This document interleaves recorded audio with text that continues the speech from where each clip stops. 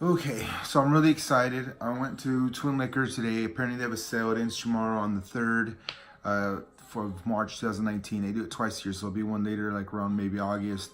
They clear out a lot of their inventory, but like I said, I'm a beer guy, so I went with my girlfriend to look at a couple spirits and wines that normally we wouldn't get. They cost a little more, so they tone it down enough for you to make the purchases, which is really cool. But no matter what, I was looking at the beer. This one caught my eye. I have not touched anything from this area. I got a second can to read off of it so I can keep that one up there to show them. I wrote them, see if I get a reply from them. I'm really reaching out to all the local breweries. I'm really trying to expand and do more with this. I'm not here to sugarcoat them or talk down to them. I'm here for the viewers that want to know, that need to know, that want a little bit before they really make a choice. For me so far, this IPA is amazing. I like the whole thing about it. They got a nice story on here. Local legend says an evil catfish tricked the Indian maiden, Serena is her name, into being a mermaid forever. So she ended up swimming with the fish in exchange for the love of the chief's son. With a full malty body and a prominent spice hop note, this beer will capture you just like the catfish ensnared the maiden. So they already got a lot of things going on. They're thinking about the consumer, but they're also eco-friendly. So like they're actually preserving rainwater, I guess, recycling water, recycling, whatever they can, trying to make like eco-friendly, sustainable type of brewery. They ended up moving to Salado, Texas to be in their family. It ends up being a beautiful community, so I hope to visit soon enough. For now, they do got plenty of information. They have their address on here. If you want to check it out, it looks like it's about an hour from in Austin, depending where you live at. So if you're on the south side, it'd be like closer to the end of the hour. If you're on the north side, it'd be like 30 minutes. So check them out. They do have the IBUs on here, 57 IBUs. That's just, the bitter units. And alcohol is looking like 6.3, which is pretty high, which is good, depending on what you're looking for. But the flavor already, so I'm gonna leave that one up there, and then I'll swap it so you can see it.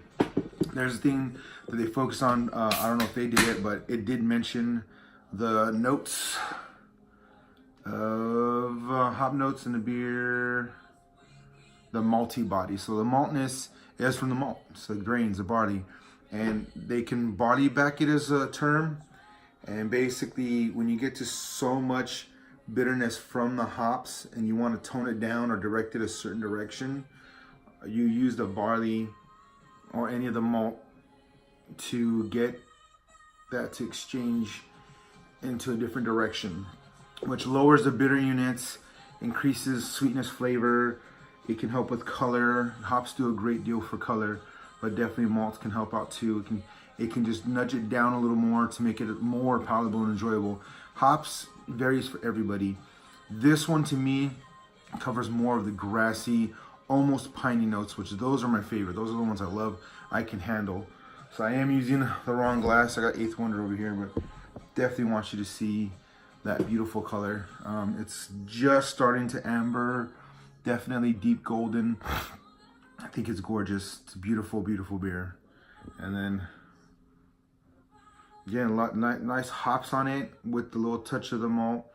It smells like being outside in the grass, like after it rained for a little bit.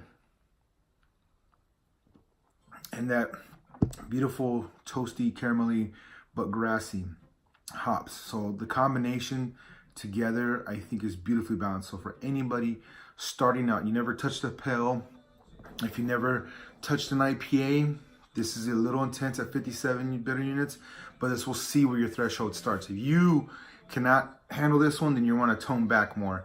If you're like, wow, this is good, I want to do more, then you can push yourself more. So right now, I think this is a great in-between beer. It's a craft beer, it's a local beer, it's done right. A lot of them are getting together as a craft guild. They're helping each other be sustainable and not allowing the big business just to topple on them, which benefits us, period. They're looking out for us. They're doing their best to build something for the whole environment to help them last a long time. They're already planning for the future, not just sales. And that's what I love about them. I do my best to support them. But when it's good beer, you don't even have to do any of that, but they do it anyways. They're not worried about it. They're not breaking a sweat unless they're really breaking a sweat and helping the community or doing something for everybody. They all donate, they all do whatever you're supposed to do. Even though it's so early, it's very stressful. I can really take down a lot of businesses, but they're passionate and they love it, and you can tell. That's what I love about it. You can tell. That's the thing that I have to say with lagers. People say, oh, that's weak. It's not that. It's so much of the company's making so much of it. You can taste that there's not that much passion or fulfillment in it. Where these ones, every little moment is just every sip. I love it. It's amazing, and it is pushing a little bit. Like on the very back of my tongue, like whew, a little bit too much, but it's definitely doing its job, and I'm very proud. I'm very happy I grabbed this beer, and I really hope that you give it a shot. So for IPA fanatics, this is real mellow, just real casual. This is more like an everyday type beer for you probably. You can definitely enjoy more hops, and that this might not be perfect for you, but it's a good breaker in between when you want something different. Anybody getting familiar with it, go for it. Anyone jumping out of lagers or something, you might as well dive in deep. Go swimming with the fishes.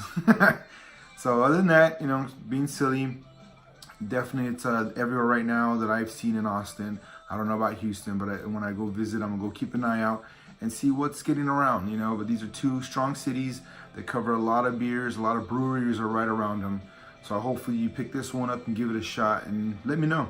Comment it if you liked it or not, or how you felt about it. You know, you don't have to be mean about it. Just like it wasn't for me, I wanted more maltiness. Well, if you're looking for maltiness, it's not in IPAs all the time. It's not in pale ales, but definitely subscribe. You know, like, enjoy. Just drink a beer. Just, you know what? If you don't hate it, just enjoy that 6-pack. You don't have to go buy it again. You know, if you do, they do single beers. It's a little bit pricier, but a mixed 6-pack will leap you forward across stouts, IPAs, and pale ales. So, but if not, 6-packs is very enjoyable. Share with some friends and just have a good time. Thank you, and prost to that.